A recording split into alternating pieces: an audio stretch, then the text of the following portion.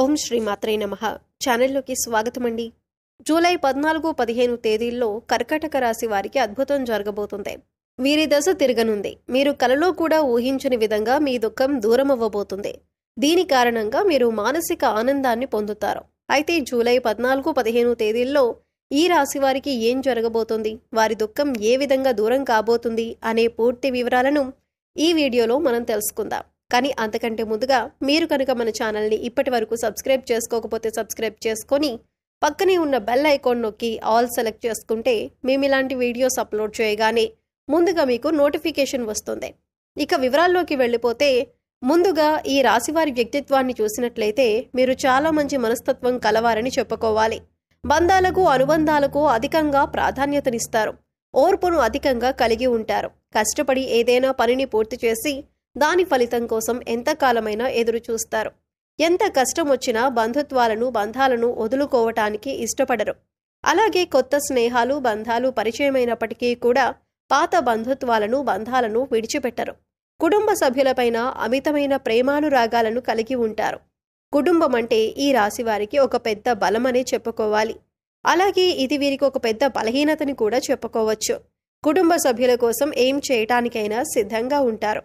ఇక వీరి జీవితాన్ని పరిశీలించినట్లయితే వీరి జీవితంలో అనేక సమస్యలు ఒడిదుడుకులు ఉంటాయని చెప్పుకోవాలి.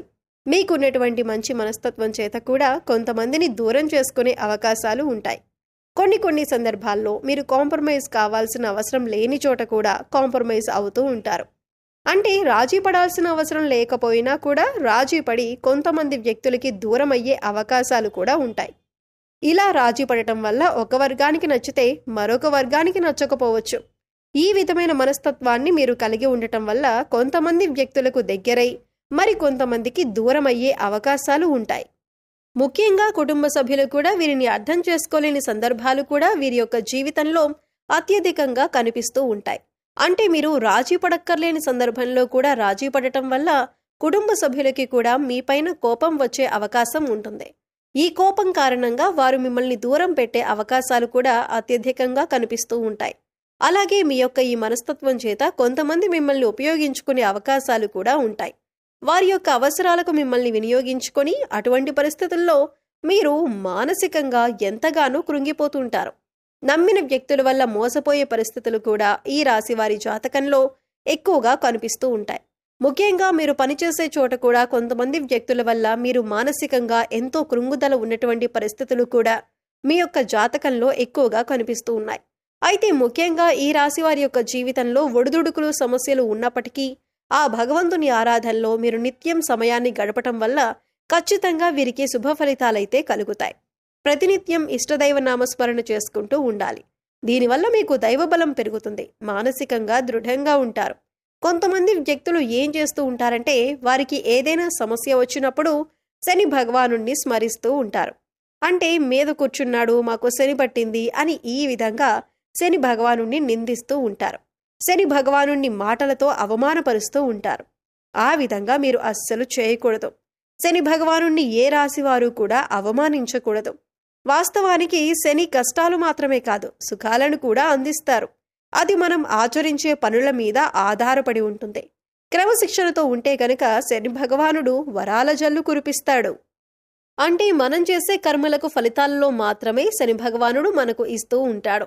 అయితే శని భగవానుడిని నిందిస్తూ అవమానిస్తూ ఉంటే సమస్యలు ఉత్పన్నమవుతూ ఉంటాయి. సమస్యలకి పరిష్కారాలు కూడా లభించవు. మీరు ఎప్పుడైతే శని భగవానుడిని స్తుతిస్తూ ఆరాధిస్తూ ఉంటారో ఖచ్చితంగా శని భగవానుడి ఆశీస్సులతో మీ జీవితంలో మీరు కోల్పోయిన వాటిని దక్కించుకుంటారు.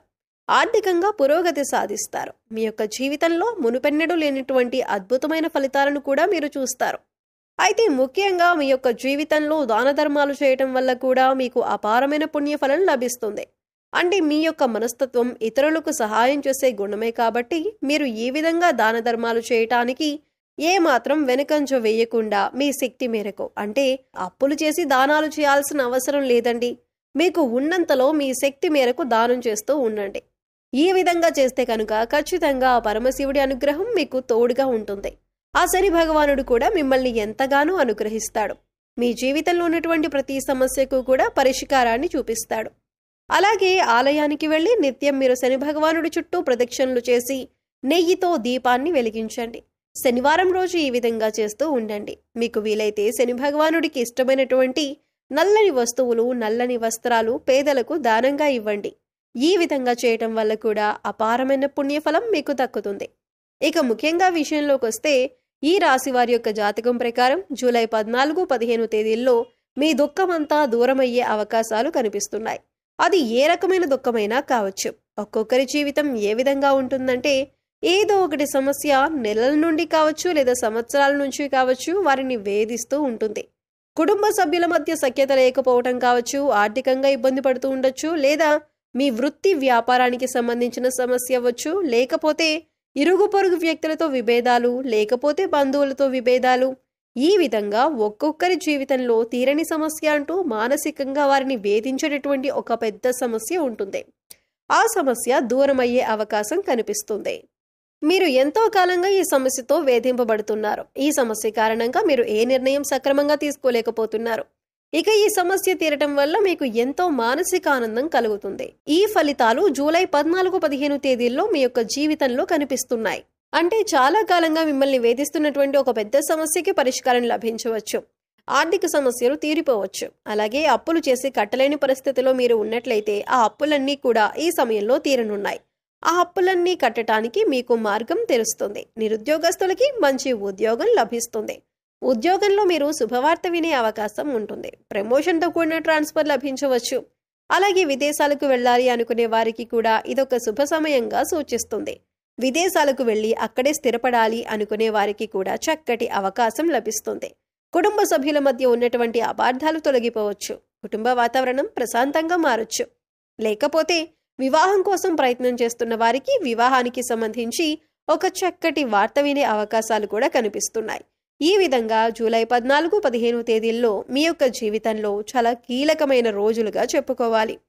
ఈ 2 రోజుల్లో మీరు ఉదయం లేవగానే సూర్య భగవానుడికి నమస్కారం చేసుకోండి. సూర్యారాధన చేయటం వల్ల అద్భుతమైన ఫలితాలు పొందొచ్చు. ఆరోగ్యం మెరుగుపడుతుంది. ఈ 2 రోజులు మాత్రమే కాదండి, ఎప్పుడైనా సరే ప్రతిరోజు మీరు సూర్యోదయానికి ముందే నిద్ర లేచి ఉదయించే సూర్యునికి నమస్కరిస్తే కనుక ఆ సూర్య భగవానుడి యొక్క ఆశీస్సులు ఎల్లవేళలా మీకు తోడుగా ఉంటాయి. అలాగే ప్రతిరోజు కూడా సూర్యుడికి ఆర్ఘ్యం సమర్పించండి. అంటే ఒక రాగి పాత్రలో నీళ్లు తీసుకొని అందులో కొద్దిగా కుంకుమ అక్షతలు, ఒక ఎర్రటి పువ్వు వేసి సూర్యుడి వైపు తిరిగి మీ చేతులు నుదిటి కంటే కూడా పైకి పెట్టుకొని 2 చేతులతో చెంబు పట్టుకొని సూర్యుడికి నీళ్లను సమర్పించాలి. అయితే ఇలా సమర్పించిన నీళ్లు మీ కాళ్ల మీద పడకుండా చూసుకోండి. ఏదైనా మొక్కలో కానీ లేదా వేరే ఏదైనా టబ్లో కానీ ఆ నీళ్లు పడేలా చూసుకోండి. అలాగే ఇంట్లో కూడా ప్రతిరోజు దీపారాధన చేయండి. దీనివల్ల మీకు ఇంట్లో అలాగే మీలో కూడా పాజిటివ్ వైబ్స్ వస్తాయి. అలాగే మూగజీవాలకు, పశుపక్షాదులకు తాగటానికి నీరు, తినటానికి ఆహారాన్ని ఏర్పాటు చేసినట్లయితే గత జన్మలో మీరు తెలిసి తెలియక చేసిన పాపకర్మల యొక్క దుష్ఫలితాలు తొలగిపోతాయి. ఇకపై జీవితంలో మీరు పట్టిందల్లా బంగారం అవుతుంది.